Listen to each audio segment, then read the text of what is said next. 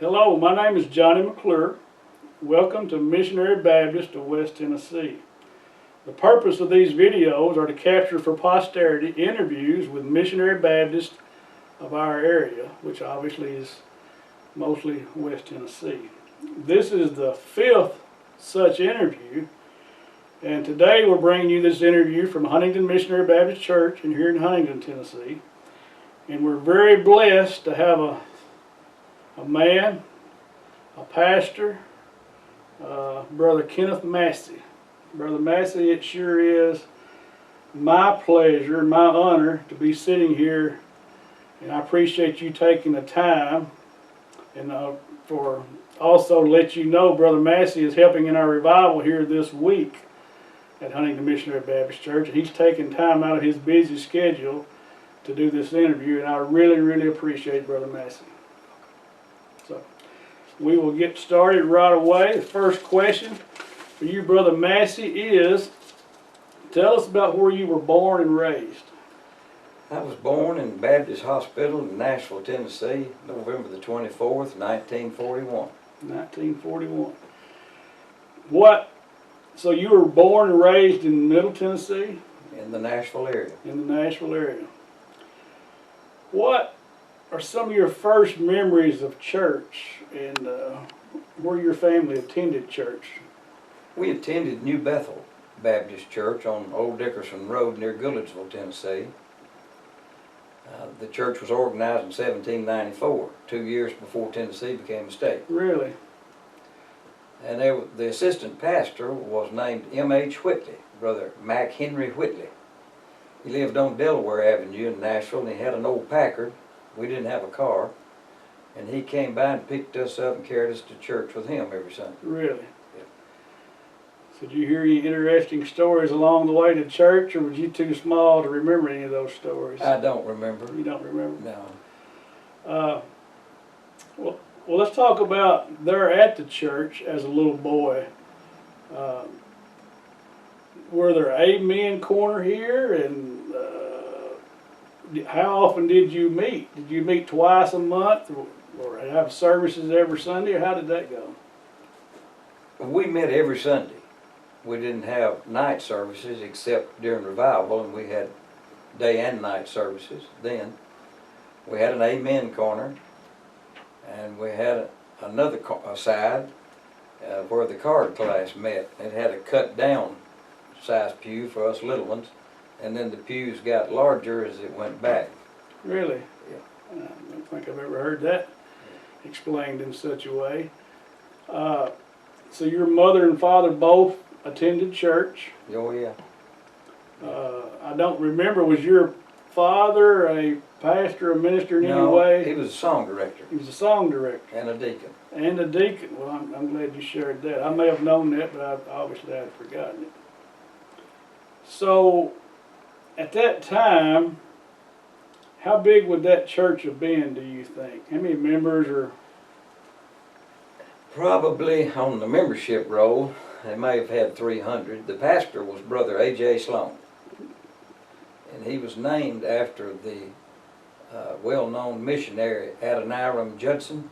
Yes. His name was Adoniram Judson Sloan. Really? And he was a real doctrinal preacher. He drove about 50 miles to come to our church every Sunday. Really? And he'd usually get about $2 a trip, my daddy said. And drove 50 miles? 50 miles. But you said that was every Sunday? Every Sunday except one. And I believe Brother Whitley filled in that Sunday. For that Sunday. I believe that's right. Is there a minister that really sticks out in your memory from that time period, one maybe more so than any of the others, whether it would be at that church or any of the other churches, one that really you just automatically think of him when you think back to those years? Well, Brother Sloan was real memorable. And they were coming to eat with us when I was real small. And Mother was giving me a bath. Well, and she was trying to tend to her food on the stove, and Brother Sloan and Miss Toy, his wife, came early. And so she got me out of the tub to dry me off, and she had to check on something at the stove, and when she came back I was gone, and the next thing she knew was Miss Toy was bringing me in my birthday suit from the yard. And Brother Sloan, when he came in, he said that boy would probably wind up in the reformatory. Well, that begs the question, did he live long enough to see how you turned out maybe? No, he didn't. Unfortunately, he didn't. He died 5 years before I started preaching. Well, I expect he knew the Lord, and he knows, maybe he knows what you ended up doing.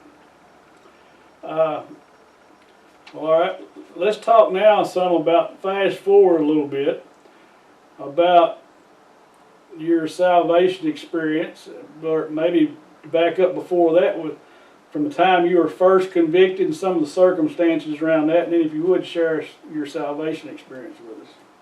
Well, I was at a church where a lot of people were saved.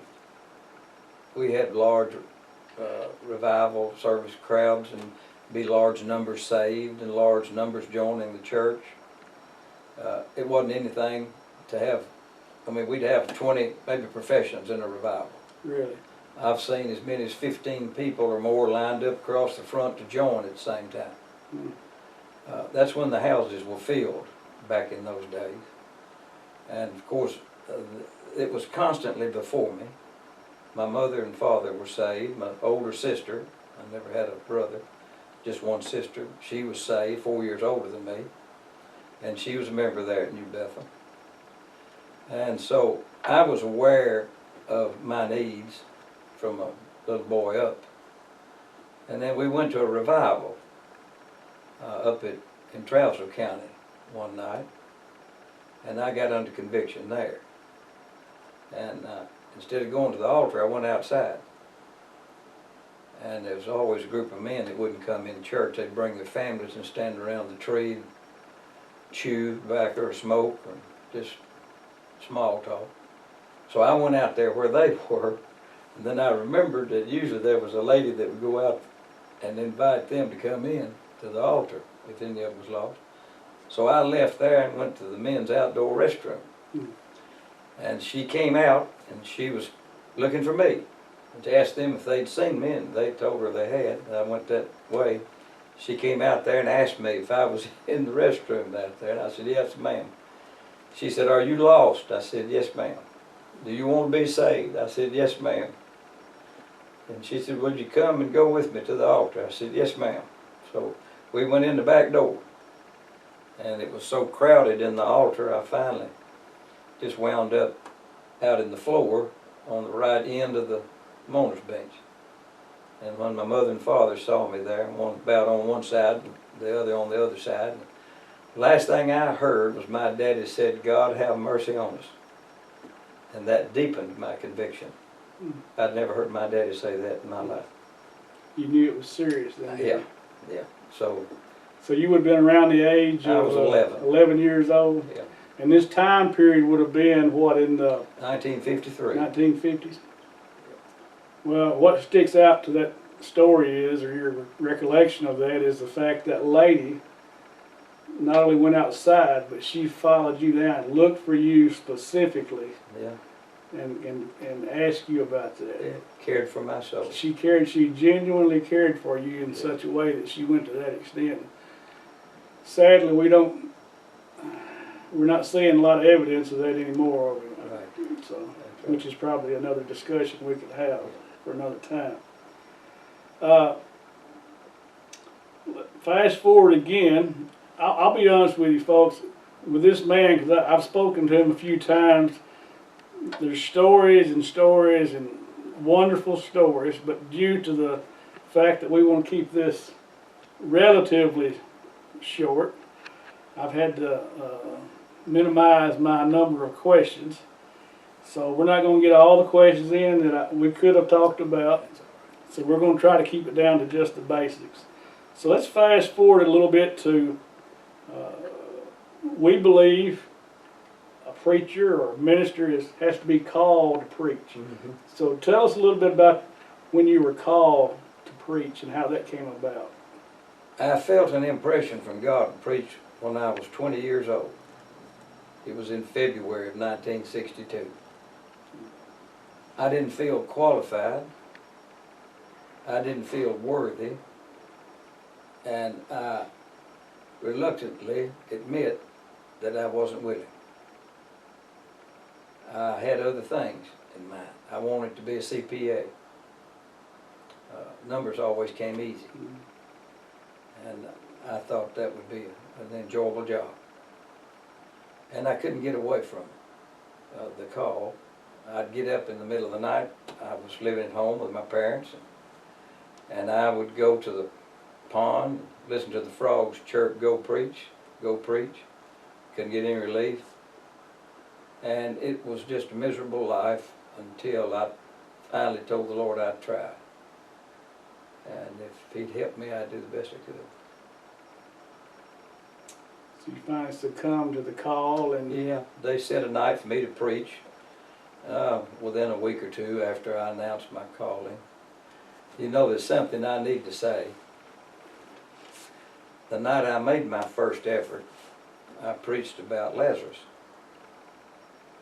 And we got home. Of course, there was a large crowd. Most of them couldn't believe I was going to preach, so they came to find out. And they were standing around the wall. All of the Really? seats. Yeah, huge crowd. And there was a lot of people my age there that I wasn't even expecting to be there. And Brother W.T. Russell was the pastor at this time, and his daughter Darlene was dating a boy that went to a neighbor's school, Madison. His name Walter Coleman. Well, we get home from church that night, and the phone rings. My father answered the phone, and he said, Kenneth, it's for you. It's Brother Russell. And I thought, oh boy, he didn't like my sermon. He's going to let me have it. that was your initial thought. That's what I thought. I went to the phone, and he always called me Kenny. He said, Kenny, I got somebody here that wants to talk to you. So he put Walter, his daughter's boyfriend, on the phone. Walter got on the phone. He said, Kenneth, I just wanted to tell you, the Lord saved me tonight while you was preaching. Really? Really? Yeah. And the first thought I had, and still had the same one, it don't take much preaching to get saved. Well, And cause that, and you know, I had the privilege of asking him before he died. He was having surgery one morning at a hospital in Nashville, and they called, and I went. And he and I were sitting there before he went to surgery. And I said, Walter, I just got to ask you one question, if you don't mind. He said, no, Kenneth, I don't care. What is it? I said, did you really get saved that night that I preached my first sermon? He said, I sure did. really? Yeah. Well, I did his funeral about 3 years ago. He was a dear friend. He never joined the church and followed the Lord in believer's baptism. And I guess that's the reason I asked him, because I just wondered. But his family was of the Church of Christ persuasion, and I believe that had something to do with him not joining. Probably so. But as we believe, the main thing is, man come to know the Lord while he was here on this earth. Salvation takes us to heaven, not church membership. That's exactly what we believe. Yeah. You said, I was going to ask you, the next question was, what was your first sermon about? But you said it was about Lazarus. Yeah. And I believe I was saved myself. Well, I know I was saved under the preaching of Brother Harold Carver. And one of the messages that sticks out in my mind during my time of conviction was that. Where was the first church you ever pastored? Talk a little bit about that. It was at Carthage, Tennessee. I was their first pastor, and they were my first church. There was 16 charter members. 16. Yeah, and we met 3 Sundays a month. For some reason, I don't know why, I didn't have another church, but that was kind of a custom in those days to have a Sunday off. I started there in 1967. Was my first pastor. And I married in 1968. I may Really? be getting ahead of your questions, but No, you go right ahead. That's fine. and had the privilege of baptizing my wife because she was saved when we married, but she was a member of the Methodist Church. And of course she knew she'd have to be baptized if she became a member of the Baptist church. Sure. So I had the privilege of baptizing. What was the most memorable revival that you remember?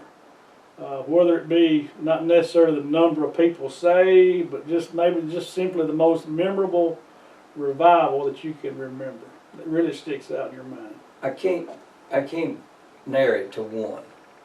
I've been in so many revivals. Sure. I've probably, I think, been in somewhere around 300 revivals. Really? Yeah. We had one great revival. We had good revivals, but we had one great revival here. And I think I baptized 16. Really? And I have a picture of that group. Brother, I believe Brother Harold Webb may have been in that group. I remember Sister Margaret McCormick was in that group. There were several grown people and also several children in that group.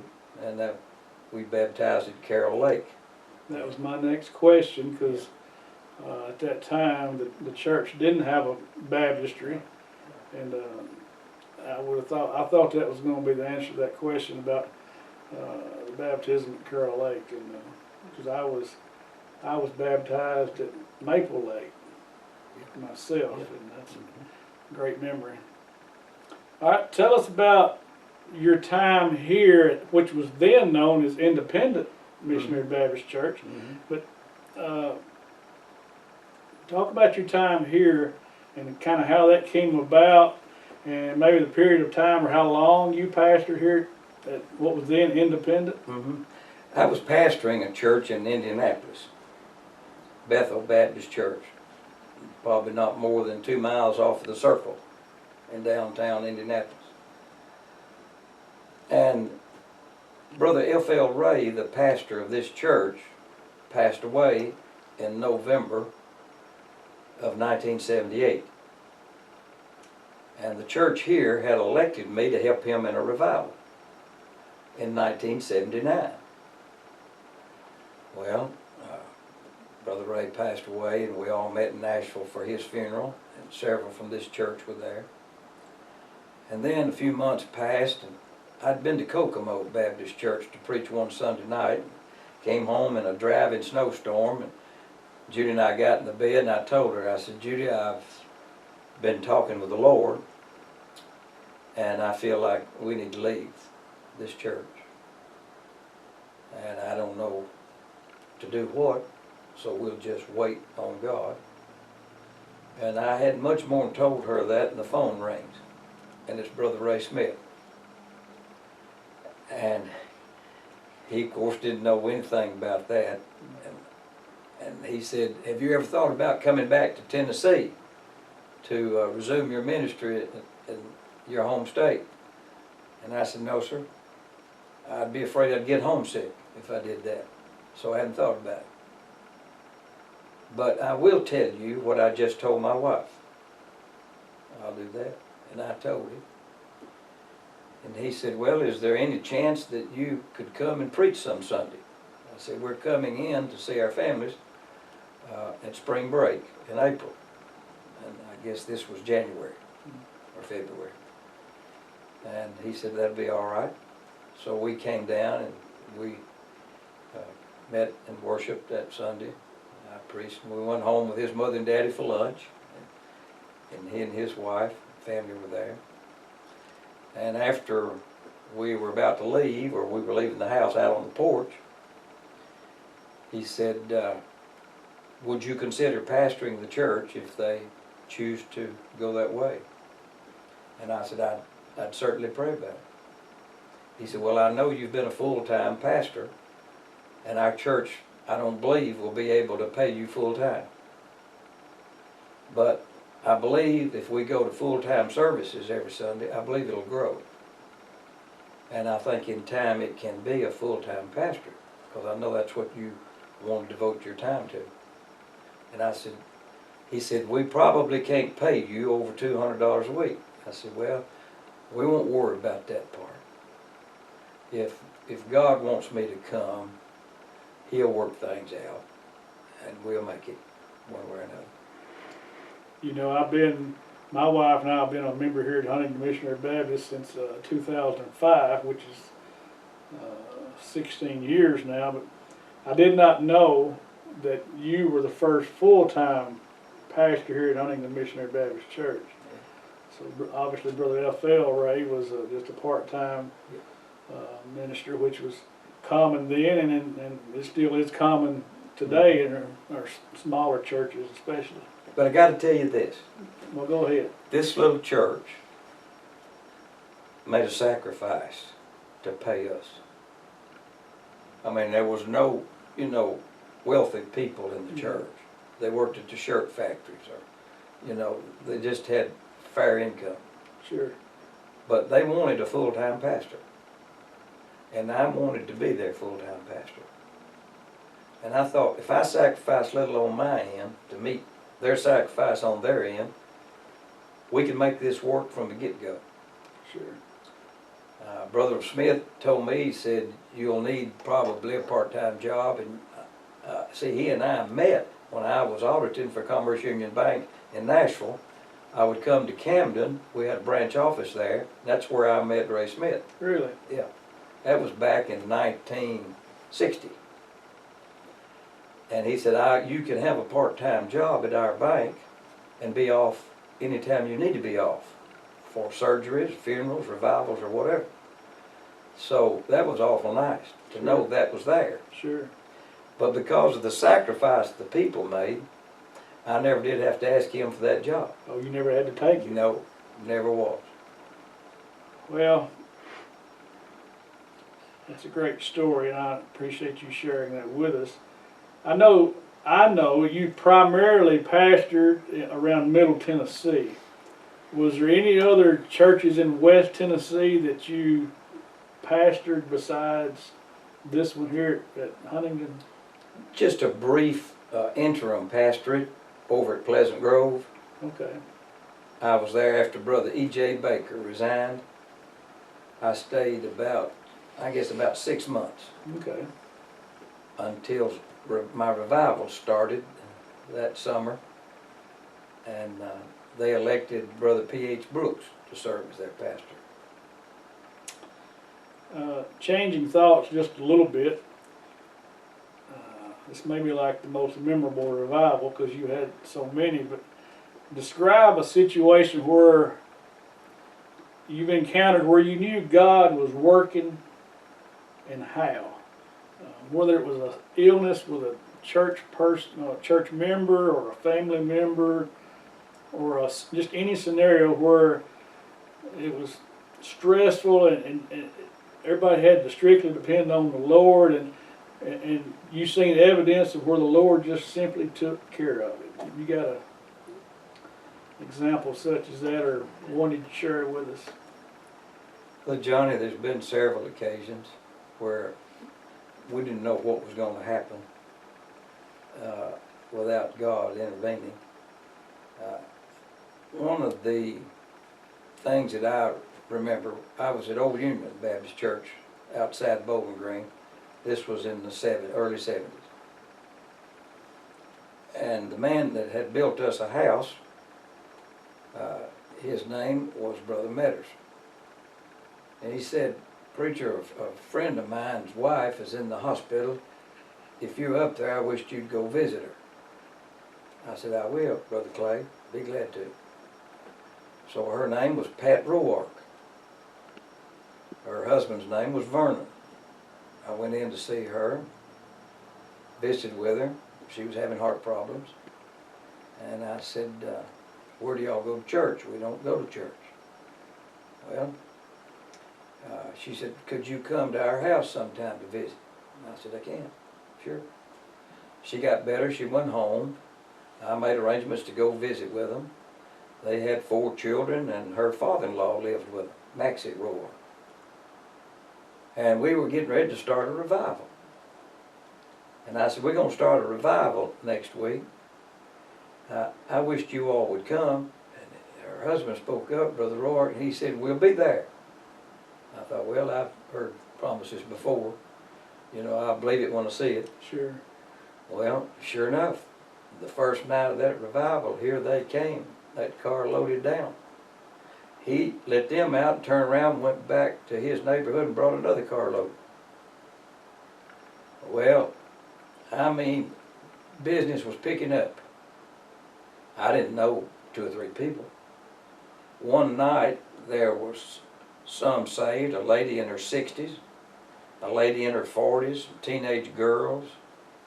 I, of course, didn't know any of them. But after the service was over, I learned that the older lady was the mother of the middle-aged lady and the grandmother of 2 of the teenage girls that had gotten saved. Really? 3 generations in one family saved at the same night. Same time? Same night. Really? Never experienced that before or since. Well, that year, as a result of these people working like they did, the Roark's kids got saved. She got saved, the mother. He had gotten saved while in the service and on a submarine is where he was saved. And they all joined the church, and that year in our church we had 40 additions. Really? And we're 9 miles out from Bowling Green. I believe 22 by baptism and 18 transferred their membership from a Baptist church. That was a memorable time. Very memorable. It's amazing how these things can start from one phone call, or Yeah. and see how that affected generations of that family alone, plus not to mention the effect it had on other families and other members of that church and everybody that's heard that story all these years. Okay, we're getting closer to the end, and this one, in your many years of ministry, what has changed the most? And I'll leave you some wiggle room there, whether it be with the church or whether it be with people, fewer people going to church. But what do you think simply has changed the most in your ministry? I believe the thing that's changed the most, and I'm not so sure, but what it's not the besetting sin. I believe God's people have less faith than they've ever had by a considerable amount. It seems like we depend on what we can do instead of realizing that our extremity is God's opportunity. When we've done everything we can do, that's just a starting place for God. And then He can magnify our efforts, but we don't have faith to believe that.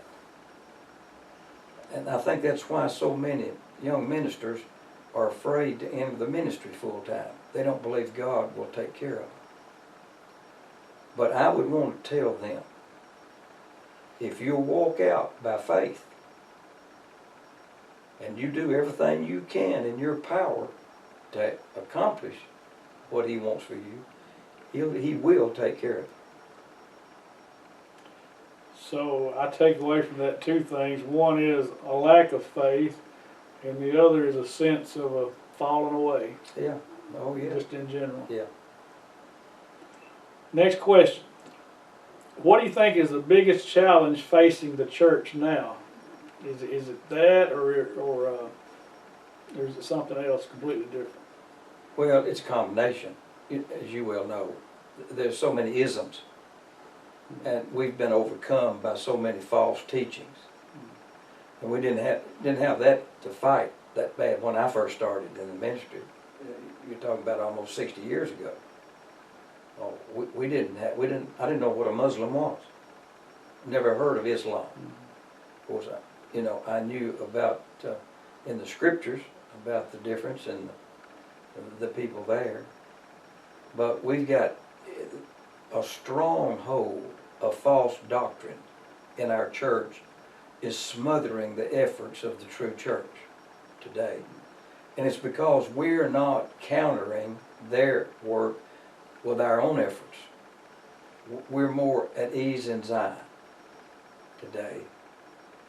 And let's let somebody else do it. That attitude. It ends up nobody doing it. But, what I'm saying is, if not you, who? And if not now, when? Right. And that's what each one of us has to think. I've got two more questions, or two final questions. I think you'll find them a lot easier. One I ask everybody that we've been interviewing, and then the next one is just strictly for you.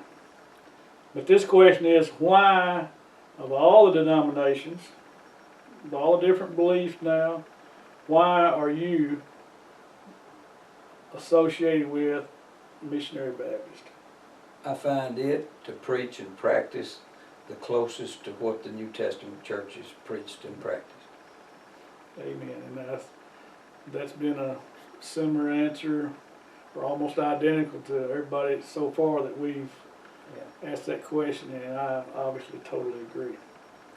This last question was submitted last minute, and it's a little bit of a lighter note, lighter tone. Are you enjoying your Charles and Diana figurines?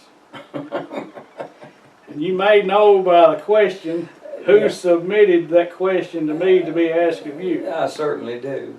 Yeah. Would you like to address that, or just leave it alone? My dear friend, Brother Lynn Stapleton. Brother Lynn Stapleton, who's the pastor here at Huntingdon Missionary Baptist Church, who was just in the room a little bit ago. Yeah, I was going to buy those figurines in Canada. You already know the story. No, actually I do not. You don't. And so I picked them up and carried them up to the counter to pay for them. And I thought they were $30, and I got up there and they were $300. Oh, a little bit of a difference. A little bit. And I said, would you mind putting them back for me? Because I didn't want to handle them. I was afraid I'd break one. And I didn't want to break it and have to pay for it, for sure. Mr. Good Pastor remembered that story. Oh, yeah. Yeah. Well, we did that being lighthearted, because I've asked, especially of the ministers, some of their loving minister brothers, if they have any questions for the minister that we're going to interview on a lighthearted nature, and that we've done that, and we may obviously continue to do that.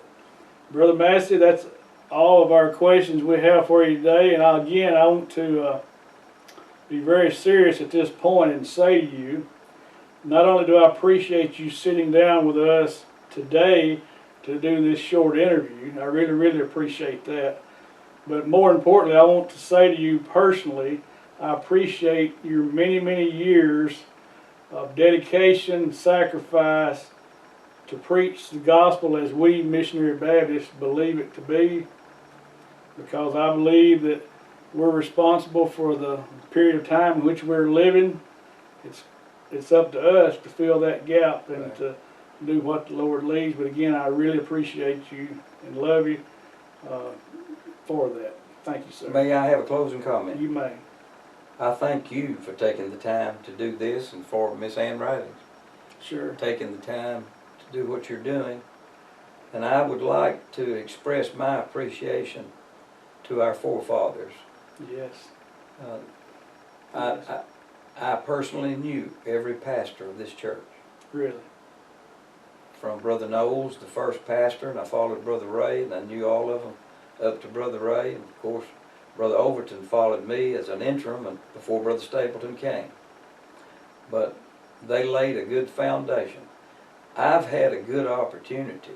In fact, I should have done better than I've done with the opportunity that I've had, because I've had good mentors, I've had good churches, I've had good opportunities, and I thank God for them. Everyone. Yes, sir. Thank you very kindly. God bless.